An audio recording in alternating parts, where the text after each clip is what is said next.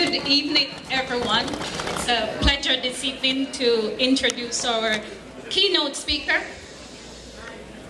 Mr. Denham Jolly is an award-winning businessman, recognized philanthropist, successful entrepreneur, publisher, author, and a civil rights activist who is highly respected for his business acumen and community efforts.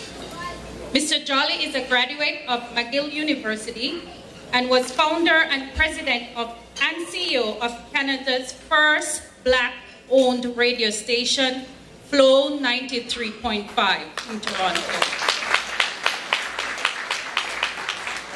In 1982, Jolly founded the Black Business Professional Association, BPA, and its first president. Additionally, he provided a voice for the Black community as publisher and financial backer for weekly newspaper Contrast. Jolly was also the owner and president and CEO of Tyndale Nursing Home and successfully operated his senior care business through the course of his ownership. He is named in the Who's Who of Ontario, Canada's Who's Who, and the International Who's Who of Professionals, and is acknowledged as a prominent African Canadian in the How the Blacks Created Canada.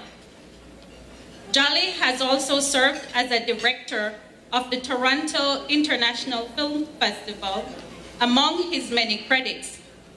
Jolly has been recognized with an astonishing list of distinguished awards, including the Queen's Golden Jubilee Medal, Queen's Diamond Jubilee Medal, and Canada's 125th Confederation Medal of Community Development and Contribution.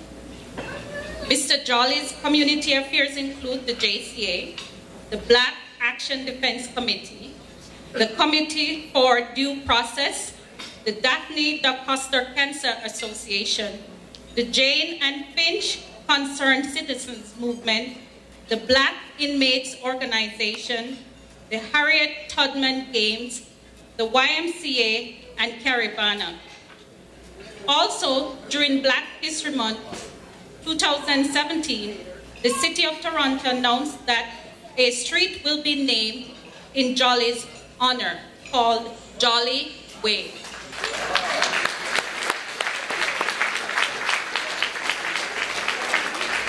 Today, Jolly continues his work as a philanthropist, a community activist. Most recently, Jolly started a breakfast program at Cornwall College, his alma mater in Montego Bay, Jamaica, for 60 needy students per day. Among many other initiatives, Jolly is currently sponsoring a boys under 12 soccer team from Regent Park in Toronto, Ontario.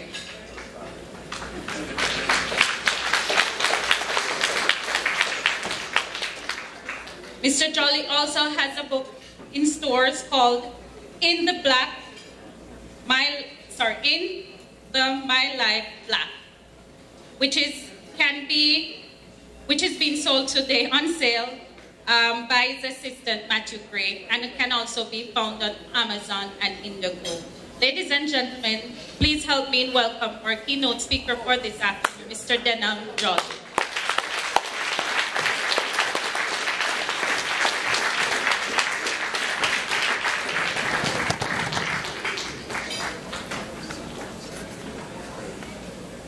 Thank you very much, Ms. Douglas, for that wonderful introduction.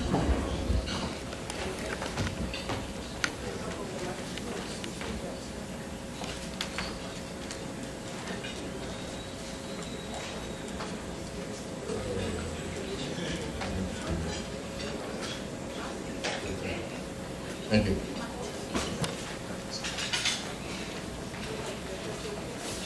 Good evening. Good evening, Denham. Distinguished guests, ladies and gentlemen, in deference and gratitude to our First Nations, I'll take a different slide. Let me start by saying that in 2015, the year of Canada's so-called 150th birthday celebration, my partner and I drove to Owen Sound, which incidentally has a very impressive section dedicated to Black history. Then we drove to Tobermory and caught the Chicheman ferry boat to Manitoulin Island the next day. While there we stayed in a small village outside the town of Littlethorne, where we were informed the First Nations people had been there for 10,000 years. 10,000 years. We couldn't help but wonder, how many Canadians know this fact? And how easily and cavalierly those who write history, the colonialists, can obliterate one's history. It's escaped from this same colonialism that Jamaica celebrates here tonight, 57 years of freedom.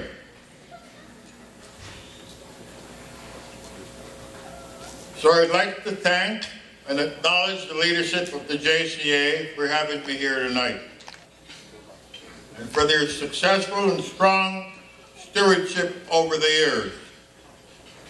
These are volunteer positions, so thank you guys very much, and thank you, President Patterson.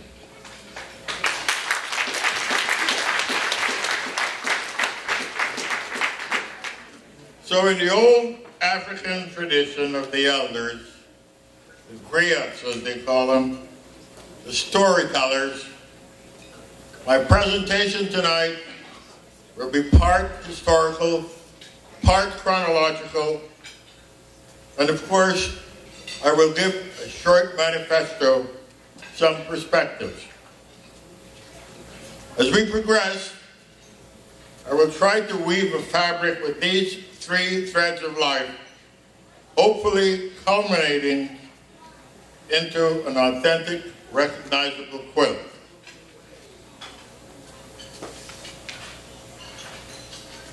At this point, I'd like to make full disclosure.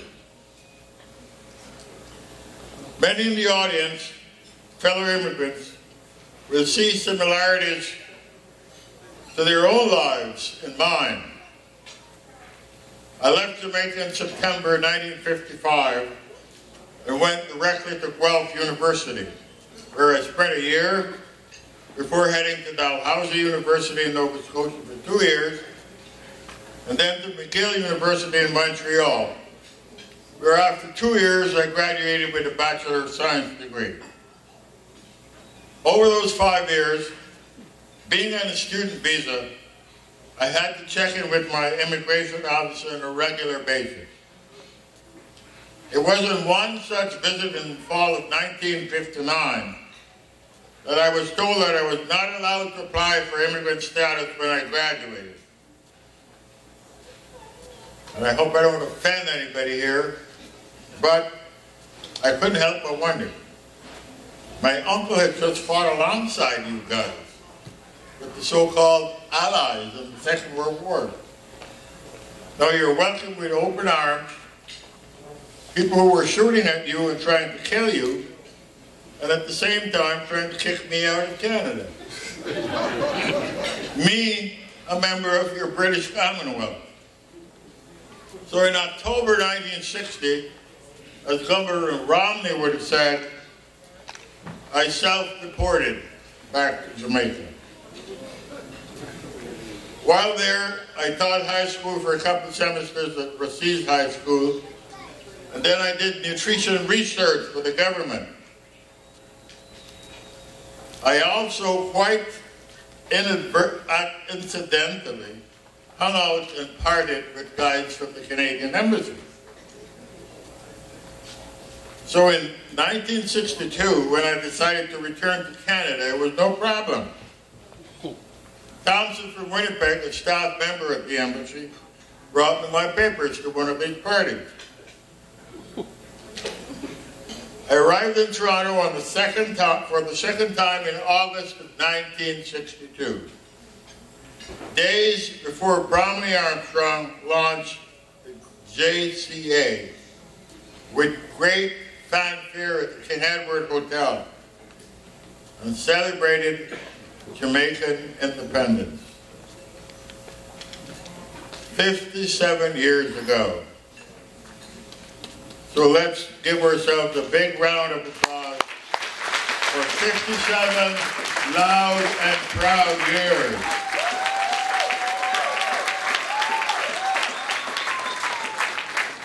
In typical Jamaican fashion of owning property, the JCA was soon housed in a building on Dawes Road.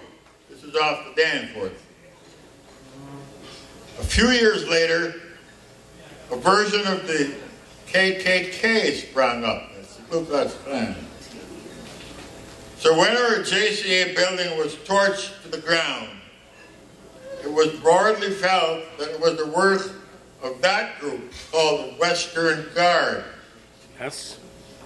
We did not have insurance, so our task was redoubled. Out of defiance and great work from people like Roy Williams, we acquired a building on Dupont Street West near the junction. That's the Bloor and Danforth area.